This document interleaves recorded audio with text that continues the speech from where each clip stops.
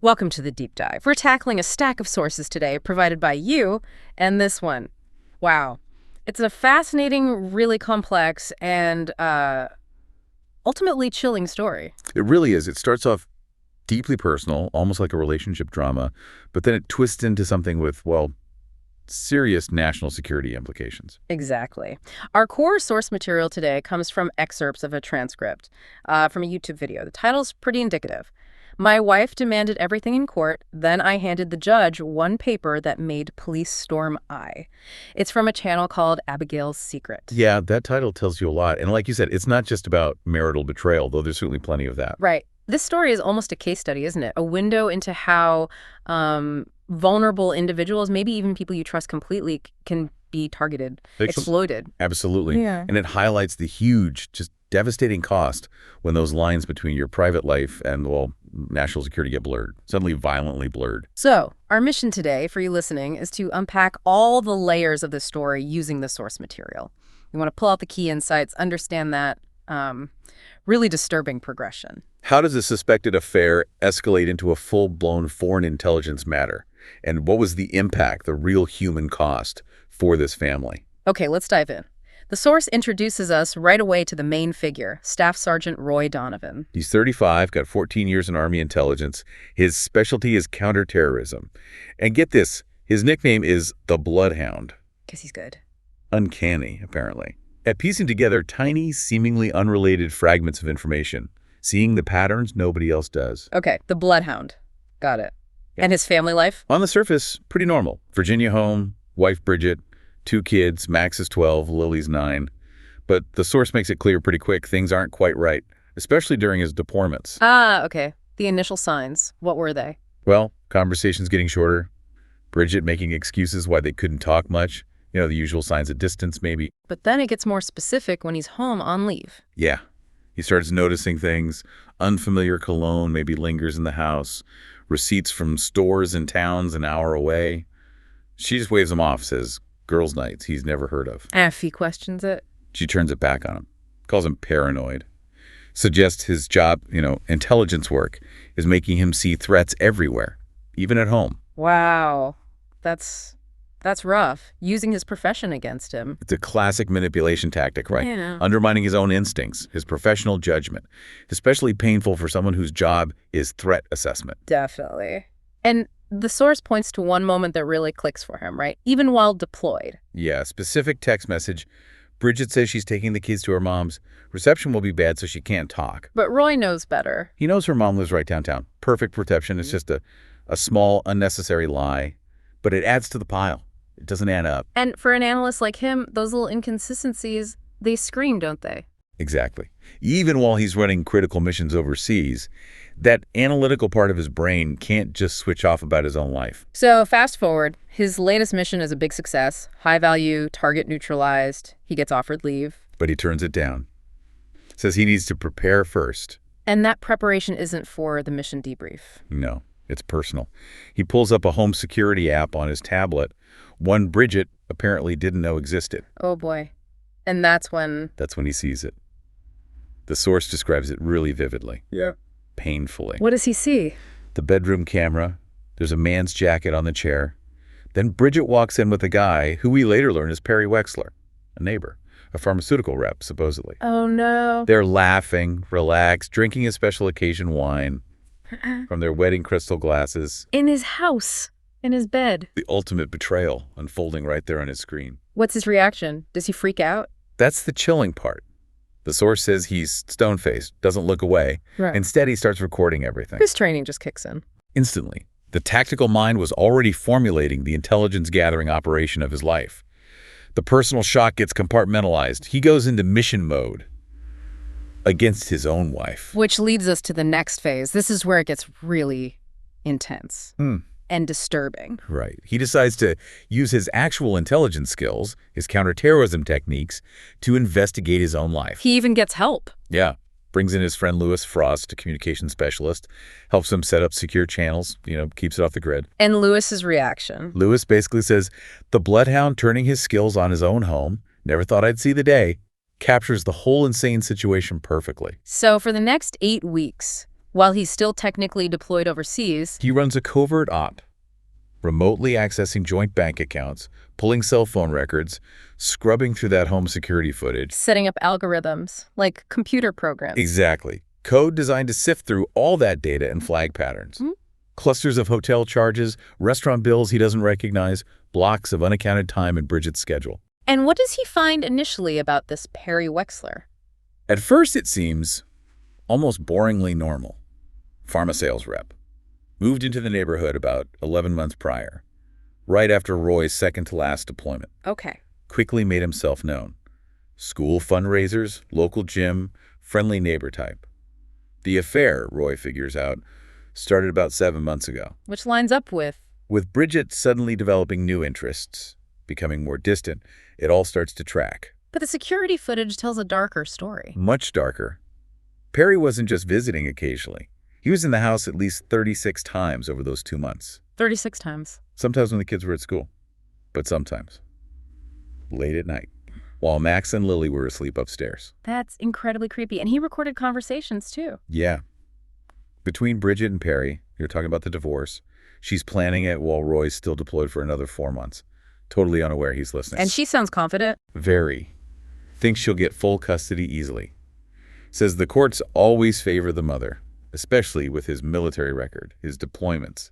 They even talk about how well they've covered their tracks. Wow. The coldness of it. And there's this one line from Bridget the source quotes. It's brutal. She says, "He's no hero to me. He chose the military over us years ago." Oof. Twisting his service into abandonment to justify that. Exactly. And for Roy, hearing that, the source says the absolute final straw was finding text messages. What about Perry making plans to move into their house right after the divorce. The house Roy bought with his combat pay, his separation allowance. So it wasn't just the affair. It was about taking everything, his home, his family, everything built on his sacrifice. That's how Rui saw it. But this is where the story takes another massive turn.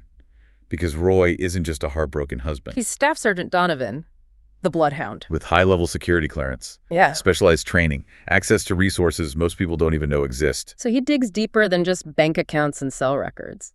It's much deeper. He uses military databases, connects dots in a way a private investigator never could.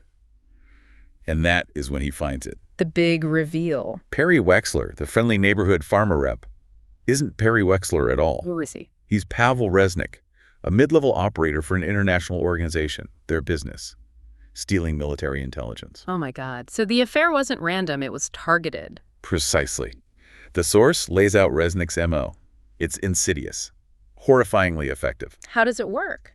Identify military personnel with high security clearances, research their families, look for vulnerabilities, then target the spouse, often during a deployment when they're feeling isolated or resentful. And the goal isn't just information from the spouse. No, the goal is long-term access, engineer a divorce. Then the operative stays close, often becoming a step-parent figure, maintaining proximity to the service member, their home, their kids. Who might innocently talk about dad's work. Exactly. And the source says this wasn't the first time. 3 other servicemen had been targeted the same way in the last 5 years. All ended in messy divorces, operatives still in the picture through the ex-wife and kids. Unbelievable. How did Roy confirm this? His training kicked in again. He saw the red flags in Wexler's background, inconsistencies, hallmarks of a fabricated identity. Then he found large cash deposits, offshore accounts, aliases, all matching patterns known from counterintelligence work, things he could only find using military resources. So he finally tells his friend Lewis everything. The full picture, Pavl Resnik, the foreign intelligence connection, and Lewis gets it instantly. This isn't just an affair, he says. This guy's using your wife to access something valuable. And Roy finishes the thought. Not just my wife, my children, my home, my life. The chilling realization. Resnik is linked to the exact networks Roy's unit tracks. So Lewis says, this isn't just about a cheating wife anymore, Roy. It's a matter of national security. Suddenly, the stakes are infinitely higher. So what does Roy do? He can't just sit overseas knowing this. No way. He requests emergency leave, cites a family crisis, which is, the understatement of the century. Does his command believe him or know the real reason? Colonel Barrett, his commanding officer, clears it. But Barrett also, crucially, authorizes Roy continued access to certain secure resources, sort of off-book initially, because this involves a U.S. citizen, Bridget, Potentially. So the colonel knows something's up. Seems like it. And his advice to Roy is critical. Gather facts, verify everything, and act without emotion. Easier said than done, right? Absolutely. So Roy flies back to the States. Does he go straight home? Nope. Checks into a motel, Yeah. sets up what the source calls an operational base, like he's running an op. Because he is. He spends the next 48 hours doing physical surveillance on his own house, planting more sophisticated listening devices, coordinating with trusted military contacts, and confirming his fears. confirming Resnik's identity, his methods. It's all real. The threat is inside his home. Then he plans his return home carefully. Very carefully. Times it for when the kids, Max and Lily, are there, but Bridget is out at her part-time job. The reunion with the kids must have been intense. The source describes it as really poignant. Shock, hugs. Roy just lets himself be dad for a minute. The operative takes a back seat. Briefly. But the kids start talking innocently. Yeah, about Mr. Perry, how he comes over all the time, teaches Max to throw a curveball, asks casual questions about dad's work, deployments, security systems at the house. Sound casual pro. And then Max drops the bombshell, mentions telling Perry about the locked cabinet, the one with the special laptop where dad keeps his work stuff. How does Roy react to that? Maintains total military discipline, according to the source. Fixed smile, calm voice, asks gentle questions, getting more details, while inside his tactical mind is just racing. It shows how easily kids can become unwitting intel sources, right? Terrifyingly easy, just through casual conversation with someone they trust. So Roy makes a decision. Gets the kids out of there immediately. Ice cream, movie. Creates an alibi, documents their time, but mostly gets them away from the compromised house. When they get back. Perry's fancy Audi is in the driveway. And Lily says, completely innocently, oh, he must be helping Mom with the broken shower again. Shows how normalized his presence had become. So Roy goes inside. Silently. Uses his training. And he overhears them. Bridget and Perry in the kitchen. What are they talking about? The separation agreement, custody details, the house. Perry's confidently saying military courts are predictable, basically implying Roy has no leverage. He has no idea who he's dealing with. Not a clue. And that's when Roy makes his entrance, steps into the doorway, quietly asks, is that right? The confrontation, how does it go down? Bridget is stunned, frozen. Perry recovers instantly, smooths his expensive suit, puts on that fake charming smile, sticks out his hand. It must be Roy. Harry Wexler, pleasure to meet you. Does Roy shake his hand? Ignores it completely, locks eyes with Perry, voice chillingly calm. Interesting, I've heard quite a bit about you too. Pavl? Boom. Uses the real name. The source says Perry's smile falters for just a microsecond. But Roy sees it, sees the predator under the mask. Bridget must be freaking out. Stammering denials. His name is Harry, he's just a friend.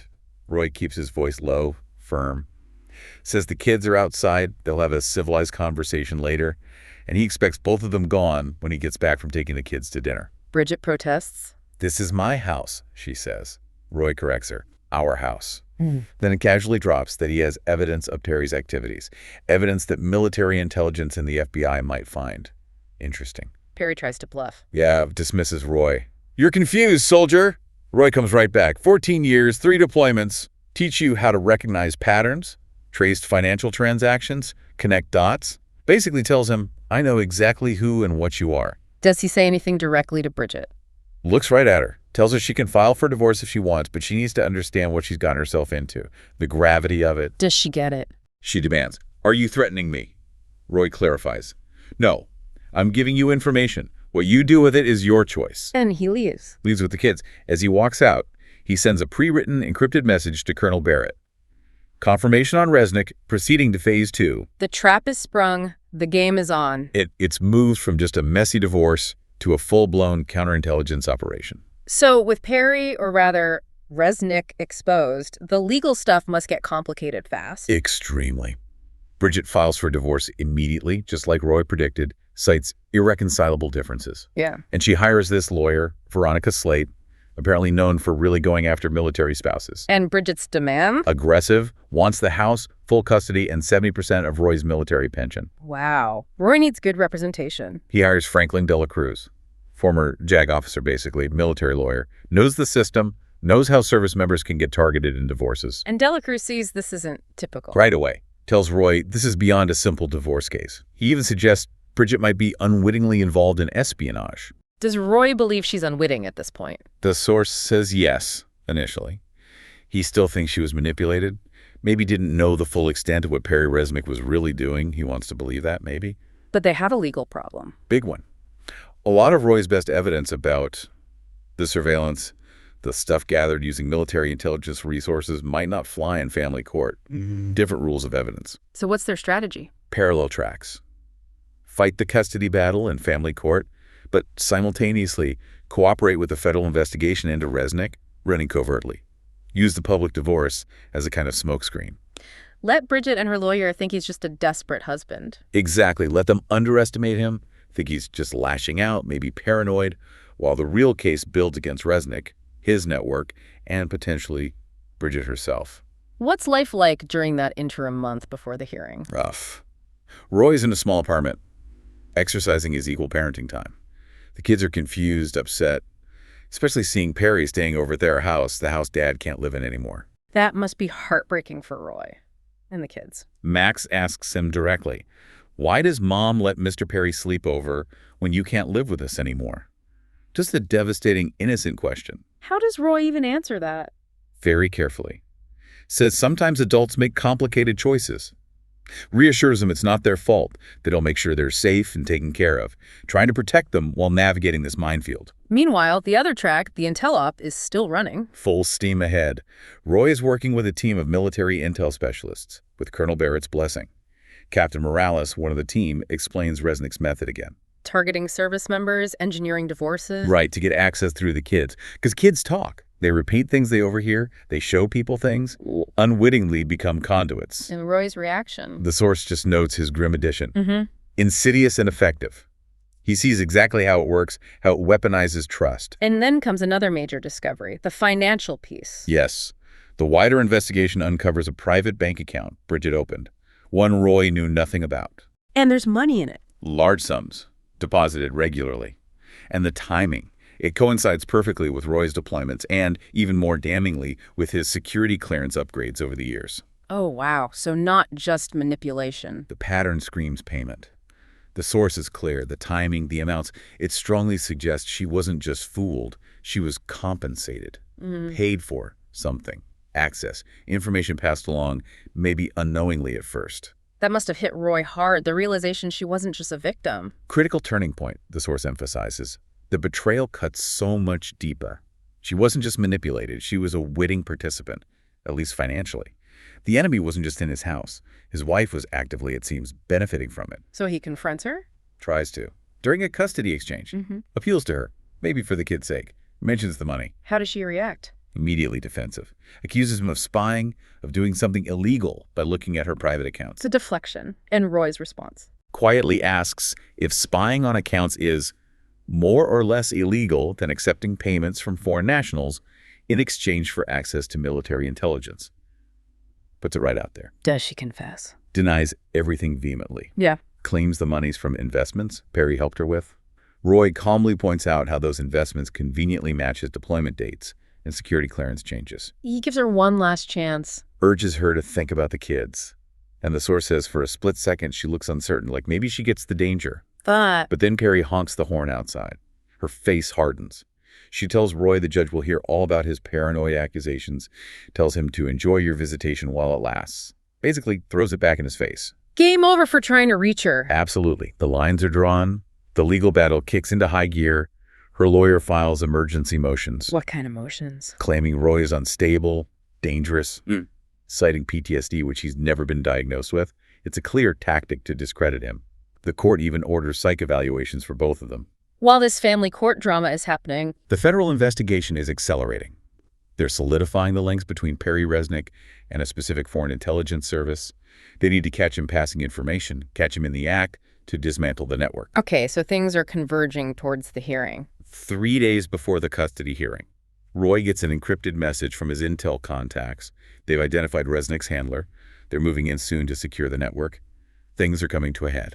And then something happens with Max. That same evening, Max asks Roy, completely innocently, "Dad, is it bad if I told Mr. Perry about your special computer when he asks where you keep your work stuff?" Oh my God, the cabinet again. Max describes telling Mr. Perry about the locked cabinet, the special laptop. Roy keeps his cool, reassures Max he did nothing wrong. But inside, Alarm bells. Why? What does it signify? It means Resnik, or his handlers, knowing the net might be closing, were getting desperate, making direct attempts to access classified systems or at least find out where they are, using the kids to probe for weaknesses. This changes things for Roy. Forces his hand. He calls Franklin de la Cruz. They have to accelerate. The hearing is in 3 days. They need the judge, Judge Holbrook, to understand enough to protect the kids, even if they can't lay out the whole spy story yet. And Roy says he has something planned. Yeah, tells Franklin he's prepared something that will change everything. The courtroom is about to become the stage for the final act. The tension must have been unbelievable going into that hearing. You can imagine, it's not just divorce court anymore. It's about stopping an act of spy ring and saving his kids.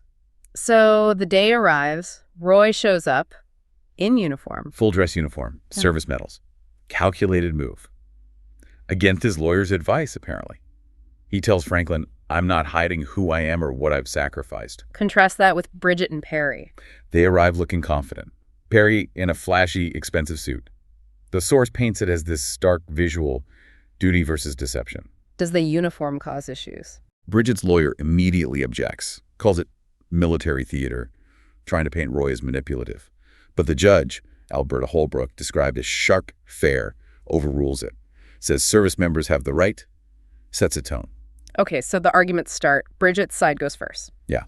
Her lawyer paints Roy as the absent father, dangerous job, long deployments, unsuitable for primary custody. Then brings up his recent behavior, calling it paranoid, claiming he's stalking them, making wild accusations against respected Perry Wexler. Standard stuff in a nasty divorce maybe, but with a hidden layer here. Totally. Then Franklin de la Cruz gets his turn. He starts by honoring Roy's service, protecting the very freedoms they're enjoying in that courtroom. Then he drops the first veiled bomb. What does he say? That Roy returned home not just to find his wife had broken her vows, but had potentially compromised national security in the process. Objection. Big time.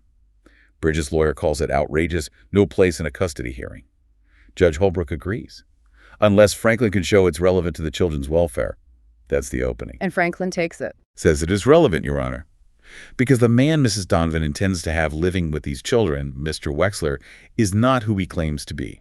Does he present proof? Carefully chosen documentation, public records, legally obtained info showing discrepancies in Perry's background, identity questions, employment gaps, enough to raise serious doubts about his character, his intentions.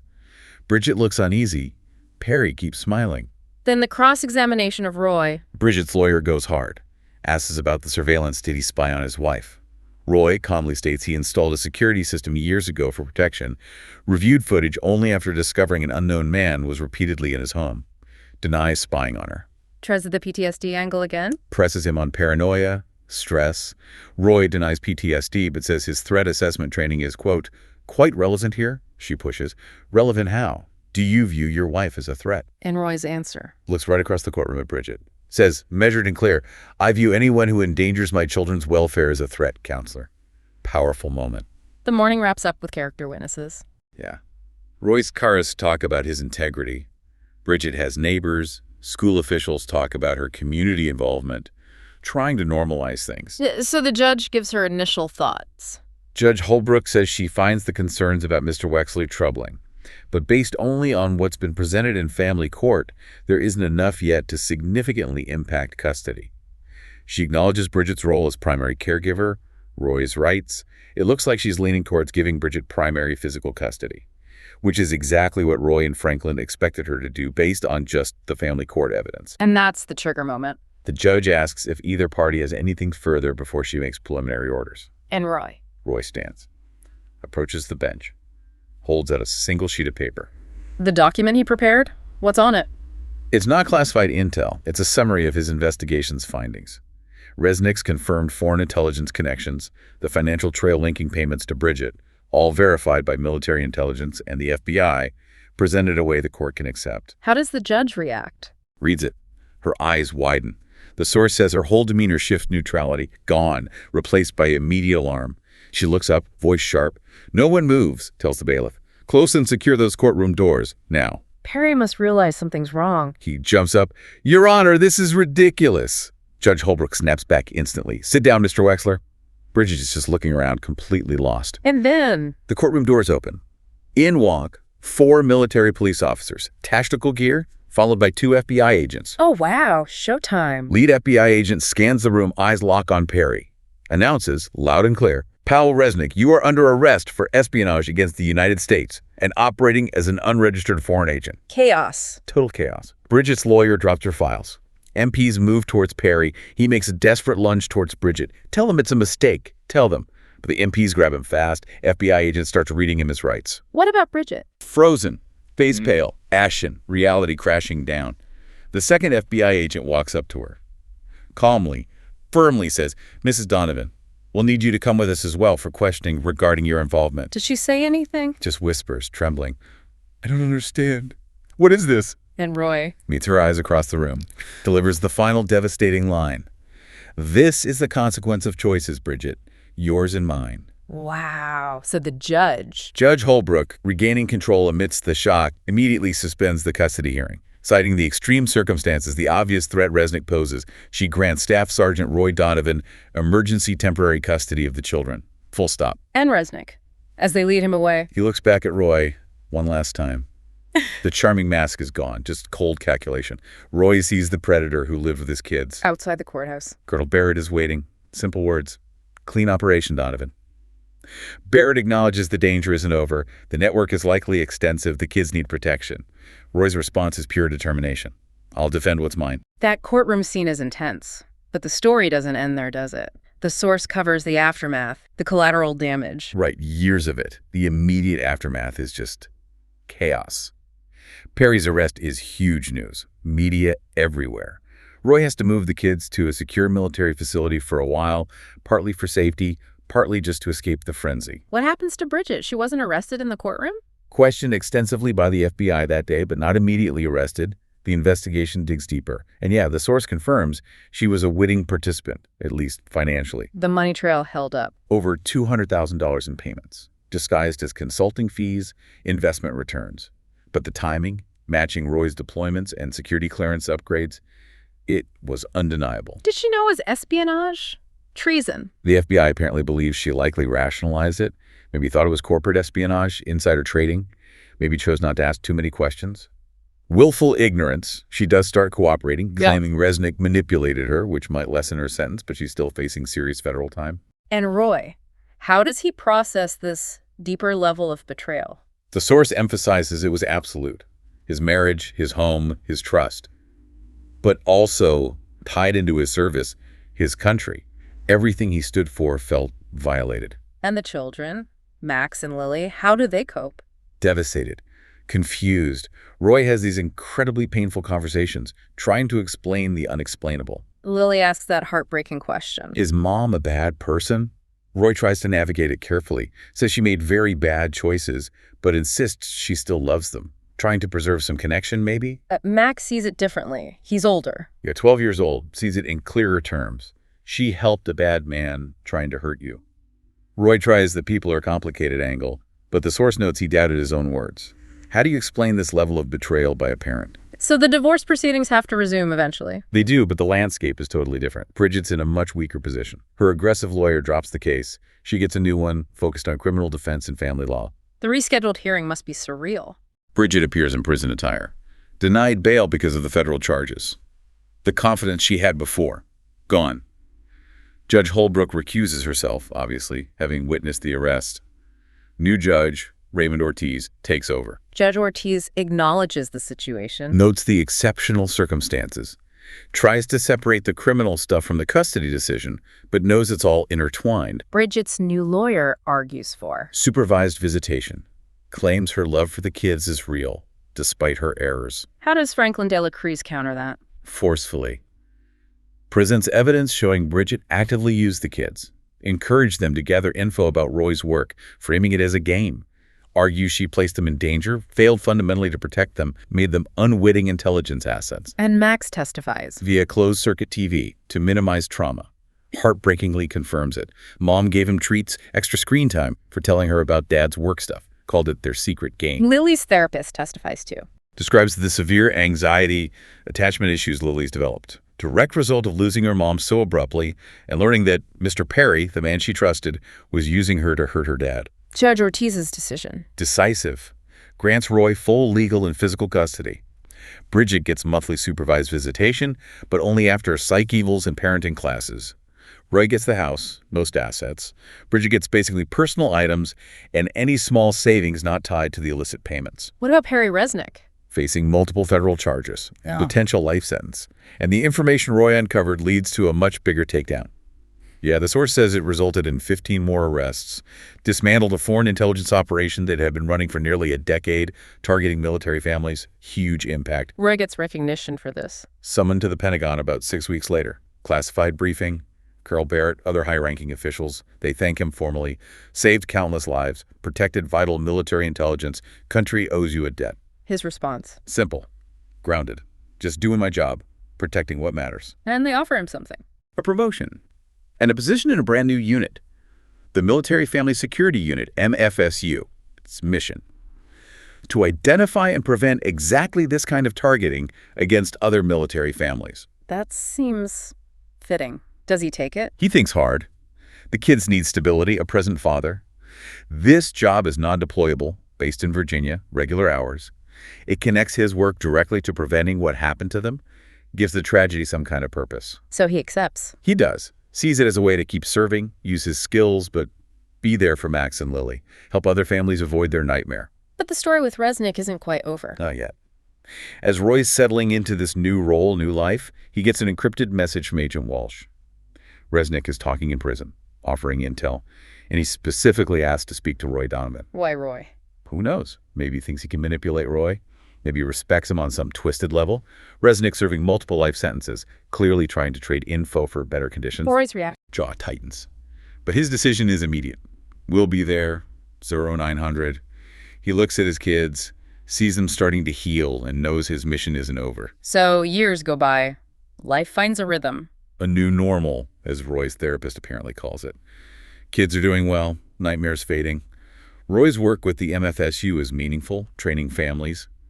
Bridget is serving her sentence initially 8 years, maybe less with cooperation. Are the kids see her? Yeah, those monthly supervised visits continue. Difficult at first, but they settle into a routine. Max and Lily seem to handle it okay, though Roy keeps his distance, just coordinates logistics. And Resnik keeps providing intel from prison. Some of it proves useful, leads to a successful operation in Norfolk, prevents intel loss. Because of this cooperation, monitored communication between Resnik and Bridget gets approved. Monitored letters between a spy and his accomplice victim. Yeah, Roy's informed, not consulted. Finds it deeply disturbing, but it's part of Bridget's cooperation deal, supposedly. And then, 5 years after the courtroom drama, another bombshell. A chilling one. Roy gets called into HQ. Urgent briefing. Agent Walsh, General Barrett, the prison warden, cyber specialists. What's happened? They've been reviewing the approved letters between Resnik and Bridget. Seemingly innocent stuff, regrets, books, vague reminiscences, nothing flagged by normal screening. Right. The cyber guys found something else. A hidden channel. Steganography, embedding secret messages in the text using complex word patterns. Resnik taught Bridget the code. It bypassed standard checks, only caught by new AI pattern analysis. What were they communicating about? Decoded messages reveal. They're discussing Roy, his work, his schedule, details about the children. Bridget was using her supervised visits to pump the kids for information. Using the visits to gather intel. For Resnik. Exactly. The source cites one specific message from Bridget to Resnik. Max mentioned, R's new girlfriend works in nuclear program need, name, and access level. Oh my God. His new girlfriend, Laura Phillips, works in cybersecurity.